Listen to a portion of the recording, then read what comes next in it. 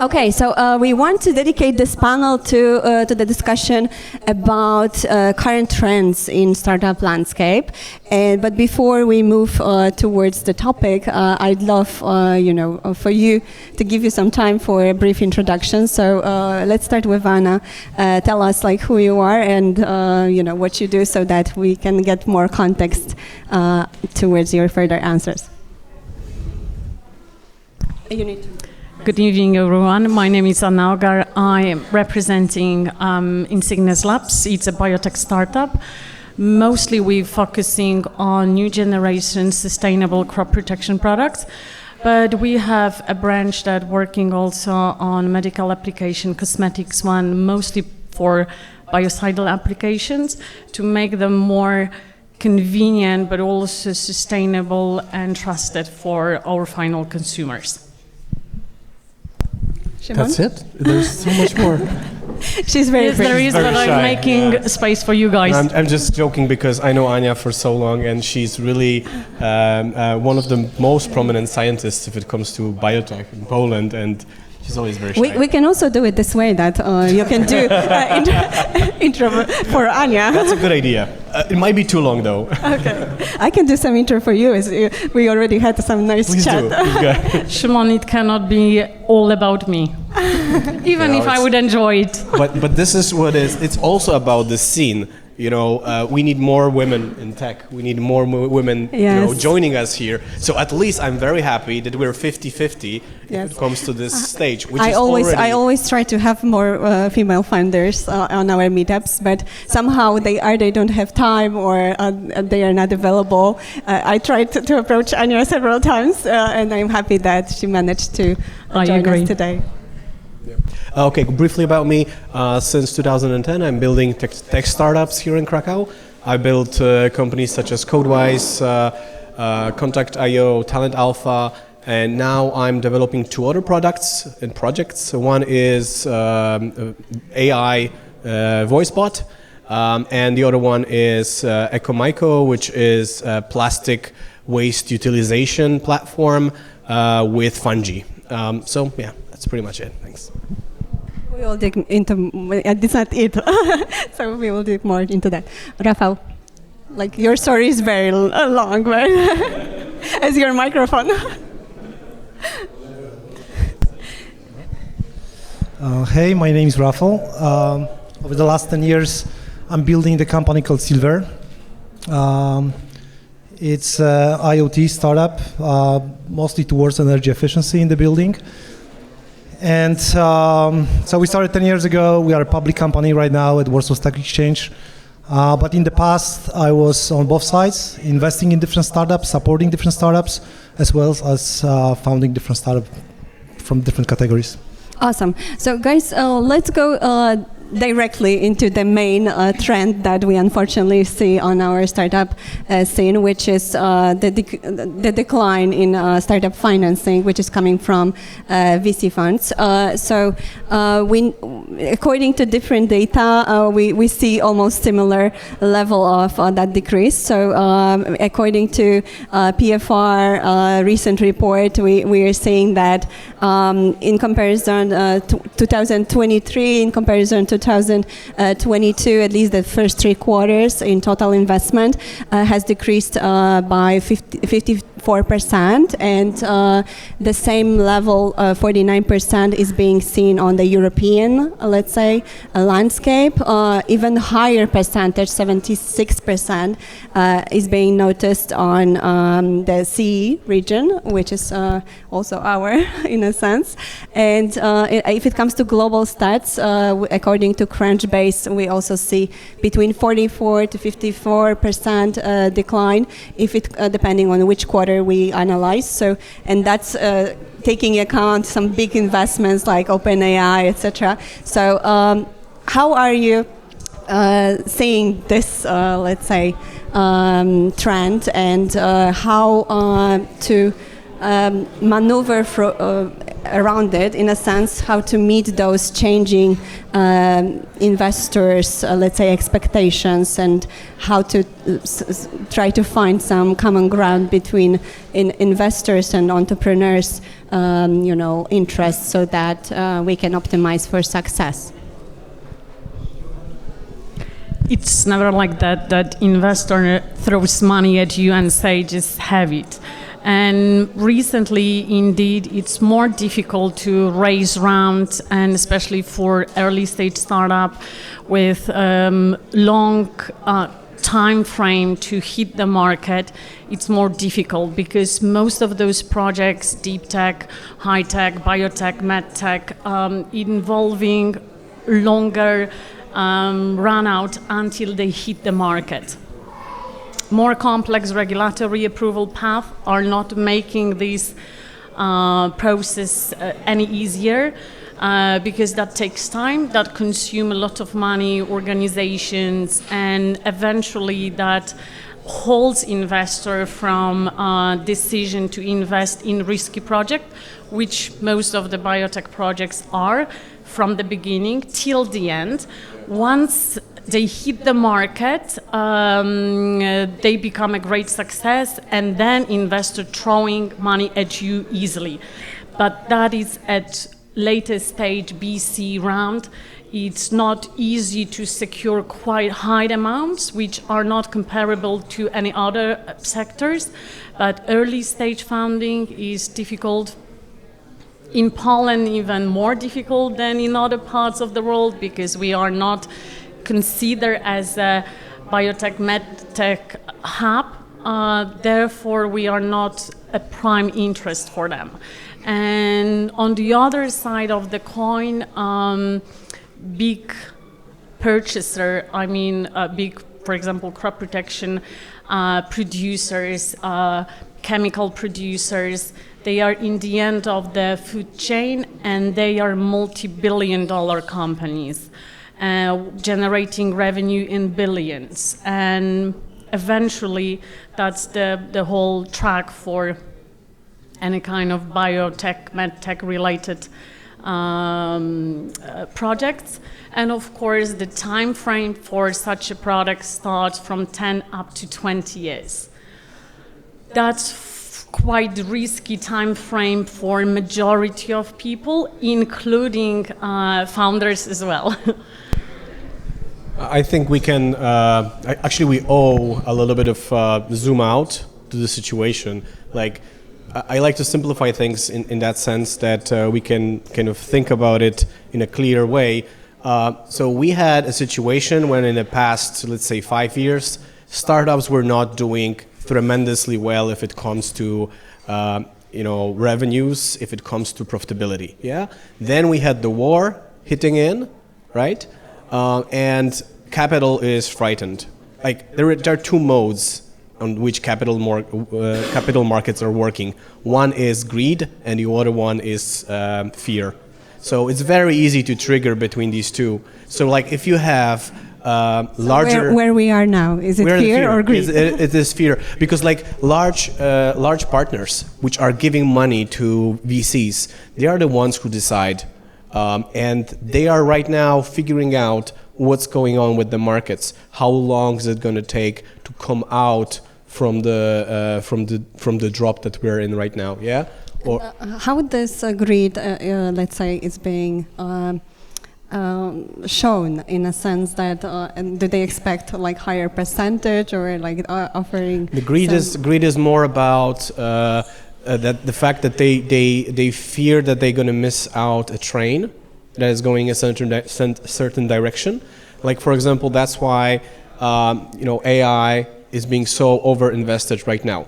There's going to be 90% of those players that are putting money into AI, they're going to lose that money. But everybody wants to bet on this, so it creates like a small cycle for AI focused investments. Yeah, but other parts of the market, maybe excluding military tech or defense tech, everybody else is in a very much of a cool down. So it means that if you're profitable, you can fundraise, no problem, because you are low risk asset. So LPs will allow VCs to do that deal. But if you are any other, let's say, options for or areas in which this interest could be still generated? Or I know that we once discussed that current, let's say, like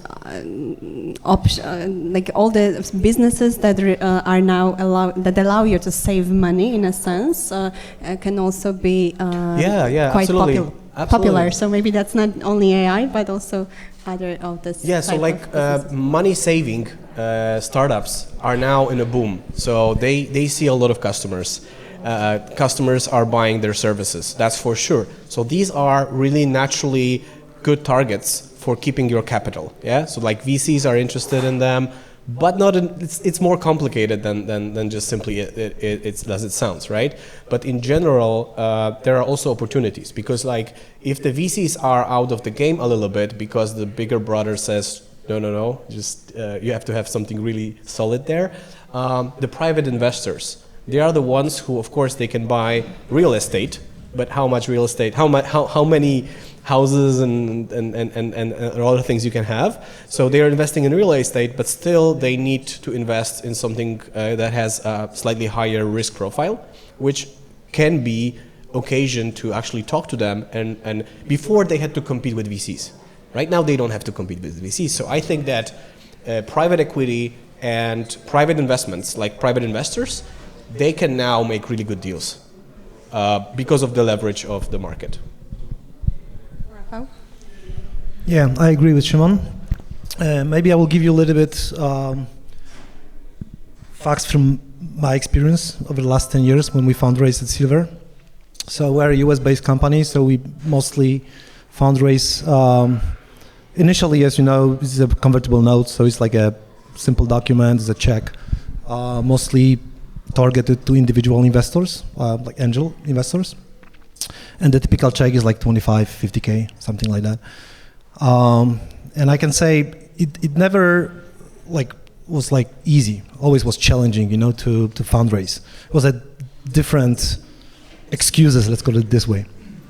But I agree right now that it's much better right now to go to individual investors.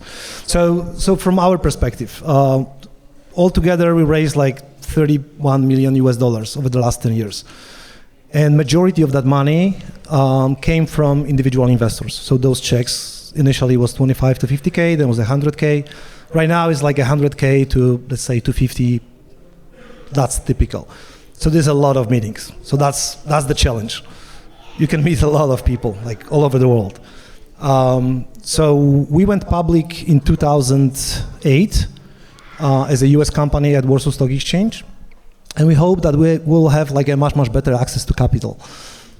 Not true. Like in our case, not true at all. I mean, there is a lot of obligations, a lot of regulation, and I'm still, meeting angel investors, so to raise capital. So it's very difficult, and when you are a public company, obviously, the door to VCs is closed, because VCs, they are not investing in public companies. So definitely we need to grow a little bit to get access to private equity. Anyway, so I want to summarize that there is a hope. I mean, it's not like 5 years ago or 7 years ago, 10 years ago, it was easy.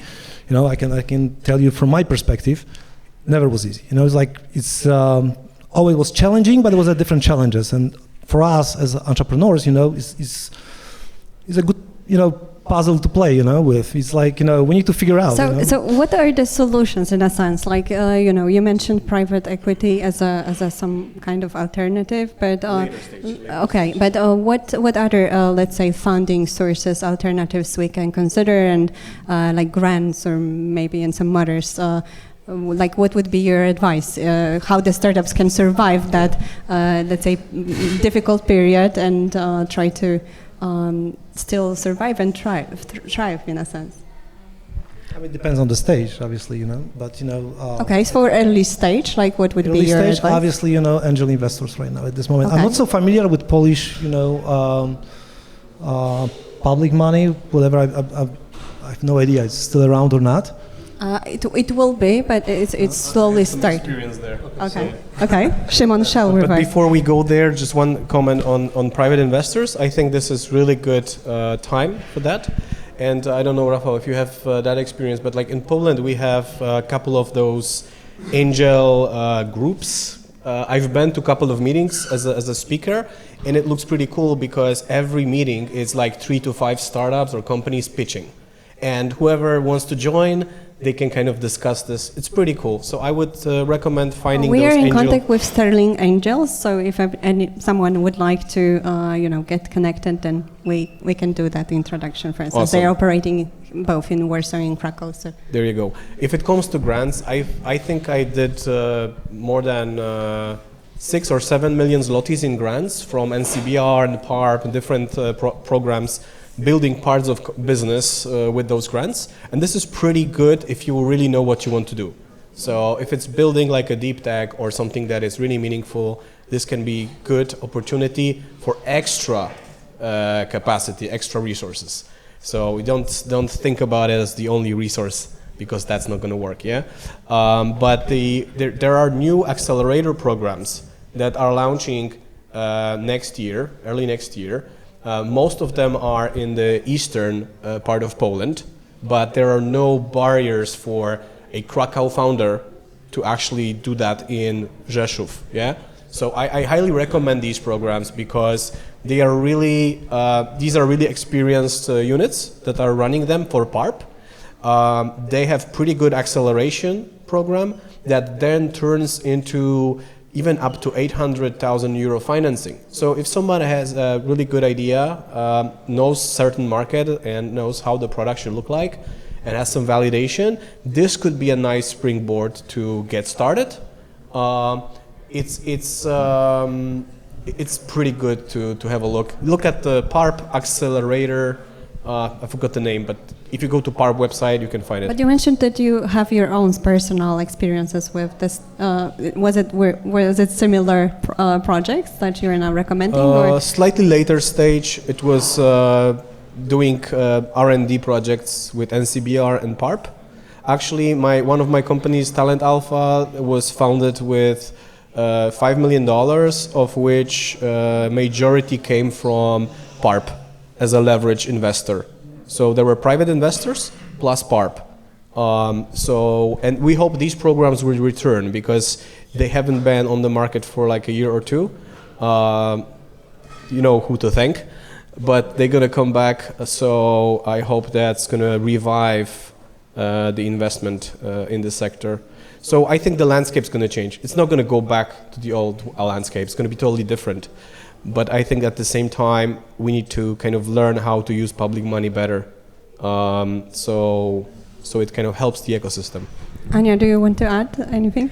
Yes, we had a couple of R&D grants, and it's a painful process. One, to secure money, because you're early stage, you require quite a sum of money, and not always agencies are willing to just give you those money that are needed.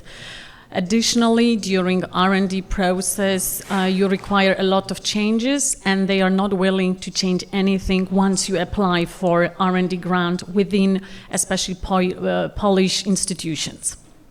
Acceleration programs with some kind of small funding are a good starting point for someone who wants to validate initial ideas, set some first steps in R&D. That's good because it's mostly free equity deals that gives you some time to think over your idea, validate some stuff, look for partners and so on. But there is a lot of paperwork related to grants. You should be aware of that. Some limitation regarding time frame, team that you are allowed to build or change within the project, which for R&D project is absolutely essential. And on the other part, beside R&D grants, for projects like ours that design specific information about market itself, we are not very attractive to business angels or small investors, and that's why for us the natural path is rather approaching CVC investors or programs that are tailored to specific niche, because once what we're doing kind of drugs but for crops. We are in very specific niche known for those who operate within our sector. For others, our pitch deck seems like that's kind of odd because it's too much technicality, too much about regulatory approvals, and most investors saying like, oh, no, that's too complex for me. I want easy stuff that I'm familiar with, or at least I have a chance to imagine where and how I can use product and technology. And that caused a lot of troubles for projects which are really deep tech, to secure funding and to really go to the phase where you can commercialize your technology effectively. And on the top of that, technology that you develop within our segment cannot be launched locally. Nobody cares about those technology. You have to, from the beginning, think about global scale, validate it at as many markets as you can, because there is no option to start within, Poland and say like, oh, I have great project that you can sell in Poland, because nobody will even look at you. You always have to present that your technology is global, has global potential, and you have to secure money for validation it on multiple markets. And from their perspective, I mean those gigantic company, Europe is interesting, but for them, number one is US, secondly, Latin, including strongly Brazil, and then nice to have Europe. But it's not a prime market due to regulatory complexity. So if you're running a tech startup, life is hard. But if you're running a biotech startup, life is harder.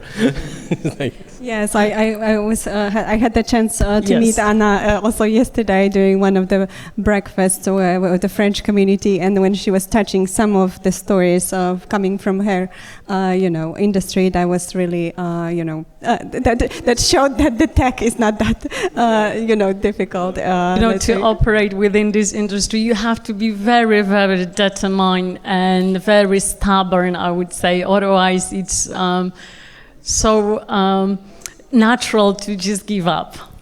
Yeah, so maybe let's touch that, and maybe you see some other trends if it comes to technologies or areas that potential, let's say, wannabe entrepreneurs could try to explore.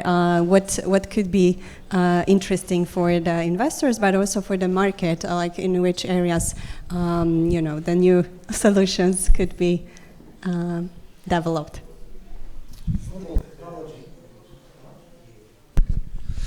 From my perspective, it's not about technology, it's about solving problems. So Silvair actually is not the best example, because we had the technology and then we were looking for a problem, but it's always better to find a problem and then find the technology to solve that problem the best way. So I know there's a number of technologies which are really cool, like AI, but to be honest, it's too late. To start AI, and too expensive right now to write. So any other, let's say, if not technologies, then I'm in Silvair 10 years right now. So you need to be really passionate about what you are doing and what kind of problems you are solving, because you are going to deal with that problems every day, and you're going to meet amazing people every day, but within that category. So it's I think that's the most important thing. I'm excited about energy efficiency. I'm excited about sustainability, globally. So I'm excited to meet people who are dealing with that within that space. And luckily we have a technology which solves that problems. And luckily, sustainability is becoming also a trend. I was waiting 10 years to write. It is a hell of the trend in agtech space, and before COVID, agtech space was totally unsexy, and now it become sexy because everyone realized they needed food, and due to the shortage of transportation during the COVID, all the countries started to wonder how they secure the food, because after the year, that's what we need every day. And go along with that, we were invited to Saudi Arabia to start agri-tech projects and help them to grow stuff on a desert. And you might bet what kind of crops they selected as their prime interest. Any idea? That would be nice. That would be nice, but that's our experience. So most of our technology goes to the buildings, like hospitals, parking garages, office spaces, and we have one application which comes out of nowhere. A company called Fluence in the US. You probably are aware of that company, which actually Signify, which is Philips, acquired them. So our technology also goes to cannabis, and I know it's pretty well. It is in kind of ag-tech space. That's quite it's green quite space. on trend. Green space, definitely. But for example, in Saudi Arabia, they decide they will go for rice. God knows why, but they decide to go for rice, Nice. and that helps to promote the region somehow, but it says how important food become within the system, and you see on everyday spots how big corporations, the big brands goes along or try to goes along with CO2 emission and sustainability idea. And food industry and agri-tech industry is tremendous producer of CO2 emission. And they're trying to look for a solution that they can at least limit the impact, negative impact related to food production. And that is super well-established track for the startups that have some technologies that might be useful to reduce CO2 emission correlated either to food chain production or itself agtech space. And directly related to that, all new food that you might come up with. People don't want to eat any longer schabowy or regular croissant. They wanted to go for something that is unique, and that is a mega trend. New type of food, beverages is something that they invest quite a sum. Mushroom-generated proteins. Yeah. Okay, awesome.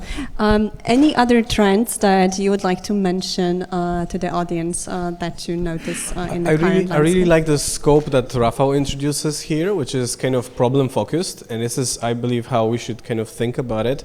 But you can see how one problem opens up whole more problems, which is pretty cool, actually. I mean, for example, the changing world, yeah? It kind of challenges in logistics, challenges in agri-tech, yeah? In agriculture, and then agri-tech being the help of that, yeah? So this all brings a whole new plateau of problems to solve, yeah? How we increase the logistic chains in Europe? How do we make it less CO2 pollutant, yeah? Same thing for other areas. And I think in general, we have to think about a world that is no longer so global as it was. Like, I remember that I was pretty excited about the globalization that was happening when I graduated in 2010. That was just starting, and very shortly it comes to a halt. Yeah, and now companies need to figure out how to manufacture this, and this in Europe, no longer in China. I see a lot of, probably in electronics, you see this as well. There is a huge issue on sourcing parts. Yeah.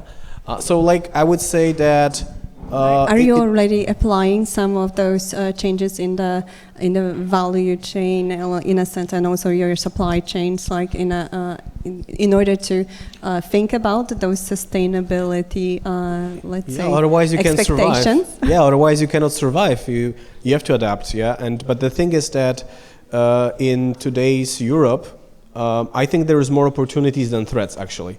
So it's not that all doom and gloom. I think in front of you guys here, especially if you haven't started yet anything, there's such a tremendous opportunity at finding those key trends, key changes in the world, and just applying them. Because never in the past of, I think since the World War II, Europe was such a dynamic and changing ecosystem. Of course, it means that there is a lot of bad things happening, but at the same time, good people need to be building right stuff and can be better. I would add one more thing. Look also for the regulatory gaps, because startup or small companies are agile and they can adjust quickly. Giants cannot, and that's our advantage over those big corporations, because we can speed up processes. We can change, we can pivot quite easily. They cannot. Once they have a strategy, they kind of keep up, and any kind of decision takes time, sometimes forever. In a startup, you are the one who makes the change, and you are the one who drives your project idea technology, and that might be great advantage, especially now when the environment change and people start to focus on the well-being, on our planet, not from perspective that consume as much as you can, don't care about from where your shoes, trousers, foods come from. We become much more aware and much more responsible for small decisions that we're taking overall in our life than it was a couple of years ago. And that could be a great opportunity for those who believe that they can kind of do the change and help those bigs makes a real change when it's implemented. Awesome. So definitely, we are not talking about problems but challenges, and they can become a source of new products and services that we can bring to market. Awesome. So we mentioned a lot about rapidly changing environment, and this is the last thing that I wanted to touch in my part, and then leave some floor for the questions from the audience. So we all notice that we have a lot of diversity if it comes to what is happening around us, and the surrounding is so rapidly changing that sometimes it's very hard for us to keep up and grasp everything. It's even impossible now to grasp everything that is happening around. So I wonder how your organizations and you personally, how you are struggling and also how you are, let's say, finding yourself in that rapidly changing environment, and how let's say you manage the stress of let's say missing out, or trying not being able to catch every opportunity that it's coming your way. Can you comment a bit on that? Because I believe that this is a very important topic that every one of us is experiencing recently. This let's say we call it even chaos in a sense, like a lot of stressors around that because of this massive number of information around us and massive number of activities that even in the events, let's say, sector, like you have so many conferences, so many different meetups that you can attend. So how to select, and I believe in the startup performance, you also have every day, many decisions to make, like what to focus on and how to keep you on the track so that you are not, let's say, losing the main objective out of sight. You have to prioritize. You cannot be everywhere. You cannot go for any possible meetings. You cannot approach all the investors. You have to select what you believe is the best for you, and then just focus on that. If you have a chance, look for good mentors, more experienced than you are, and discuss with him or her what would be the best strategy. If you have time or you have capabilities, talk to more than one mentor and try to talk over the idea, the concept. Don't try to cover everything, be everywhere, touch every possible field, because that will never ends well.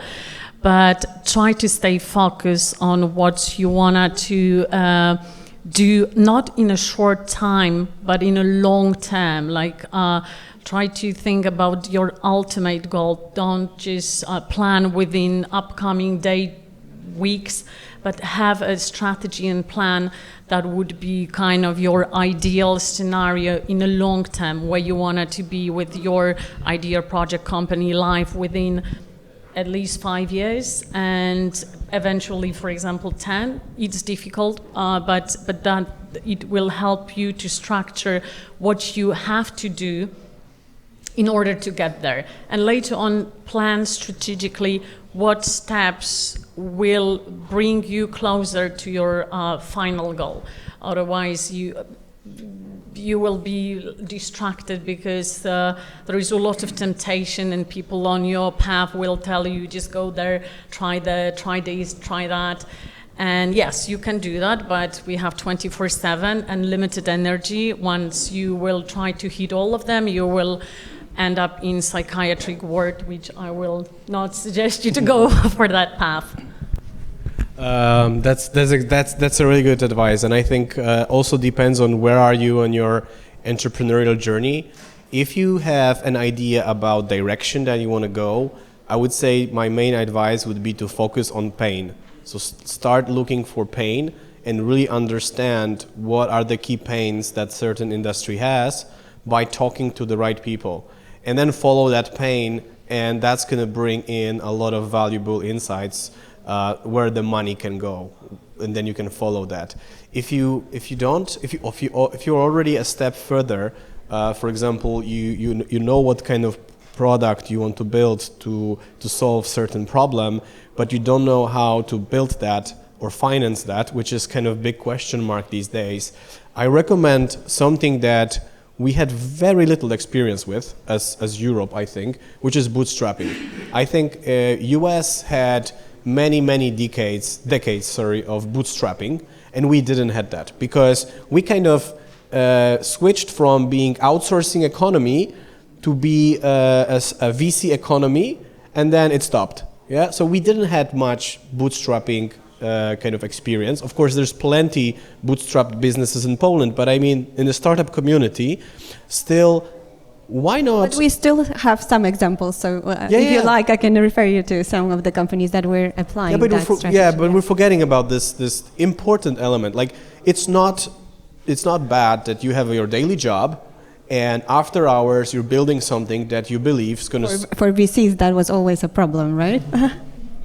But they're not in the discussion anymore right now, I think. Do we have a VC here? No. But the thing is that bootstrapping is a really good idea. And I even have an example that I thought that I'm going to focus on one project full time. We quickly realized that the product is great, but the time is terrible. So we decided to switch part-time. And it was really good for everybody, because there was no stress, there was no kind of frustration, there was no crazy running around and finding money. We decided, okay, we put it on the back burner, we continue developing the product after hours, and it took us 8 months, and now the product goes to the customers, even though we all kind of have it on the back burner. And this way we already did something very valuable, and without unnecessary stress. So. Anya, is it possible to bootstrap in your sector? Yeah, no. No, it's difficult, because you work with living organisms, and they need your attention nearly 24/7, or at least attention of your team. And that would be very difficult. And we have seasoning, running trials, field trials. That wouldn't work, because you have sun and water at certain time of the year, then you have snow, and you cannot bootstrap weather. Therefore, would be difficult, but in other industry, might But work. also laboratory, yeah. Yes, it's just yeah. like- You pay for that. You have to use it effectively. And as Szymon mentioned, that investors are not willing to see if you have more than one actions.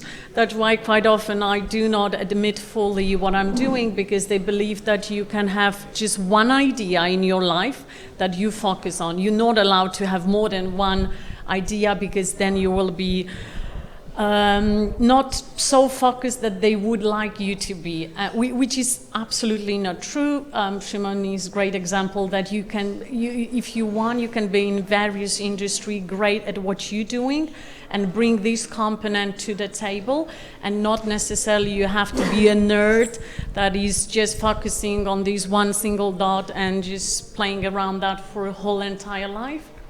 But a lot of investors believes that 100% dedication of time and effort will bring the best success. Not necessarily. For some people, that's the only strategy to kind of tighten their schedules, but some are not working well in that operation. And me, myself, I'm a great example of that.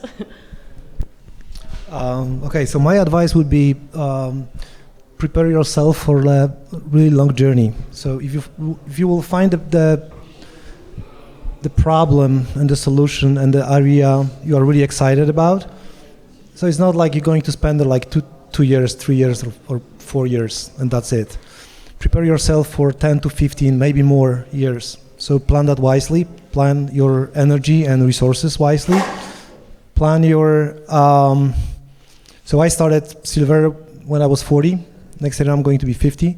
So it's like you need to plan your resources better. So take care of yourself, and it's not like you mentioned you are not able to be everywhere. There's no way, So you need to work really smart. And obviously, I remember my, first startup or second startup. You really wanted to do everything. You want to travel everywhere, so on, so on. And over time, you start to plan your energy better and better. I remember when we worked together at Estimo, I was sleeping like 3 hours, sometimes 4 hours. And then over a weekend, I started, to sleep 5 hours or 6 hours. Right now, I'm taking care of my sleep because I know it's going to cause much better decisions during the day. The meeting is going to be much more productive. The decision is going to be better, etc., etc. So I know I'm kind of old here, but I was 40. I remember my first startup, I was like 20. So the time flies really fast. And as I say, I'm still excited about Silvair. We still got, a lot of things to do, but we need energy. My co-founders are older than me, so it's not like that's the domain for like really young people. You can have fun like for all your life, doing that things. But, you need to plan your energy and your resources smartly.